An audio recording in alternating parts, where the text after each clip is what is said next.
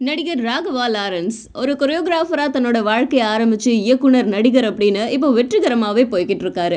இவர் எடுத்த முனி திரைப்படம் எல்லார்கிட்டையும் நல்ல வரவேற்பை பெற்றுச்சு. காரணம், இதுல ஒரு காமெடியான பேய் கதையை புகுத்தி இருந்தாரு. அதே மாதிரியே காஞ்சனா திரைப்படத்தையும் அதே ஸ்டைல கொடுத்திருப்பாரு. அந்த திரைப்படத்துக்கும் மக்கள் கிட்ட இருந்து நல்ல வரவேற்பே கிடைச்சது.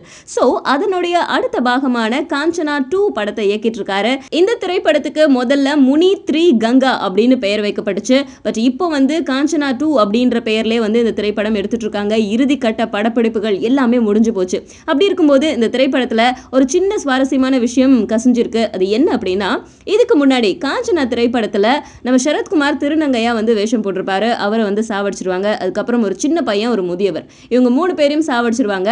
ஸோ அந்த 3 பேயும் நம்ம ராகவா லாரன்ஸ் உடம்புல இருக்கும். 3 விதமான கெட்டப்ல இவர் பேய் ரூபத்துல வெளியே வந்திருப்பாரு. 4 கெட்டப்ல, அதாவது 4 விதமான பேய் இவர் உடம்புல இருக்கிற மாதிரி 4 கெட்டப் பேயா வரப்போறாரு நம்ம ராகவா லாரன்ஸ். 15 வயசுல ஒரு பொண்ணு, 25 வயசுல ஒரு பொண்ணு, 40 வயசு, அப்புறம் 50 வயசு, இப்படி 4 மாறுபட்ட பேயா நம்ம எல்லாருமே கலக்க போறாரு நம்ம ராகவா லாரன்ஸ். கூடிய சீக்கிரம் காஞ்சனா 2 திரைப்படம் வெளியாக போகுது. அதனோட டேட் என்ன ஏது அப்படிங்கறதோட வெயிட் பண்றேன்.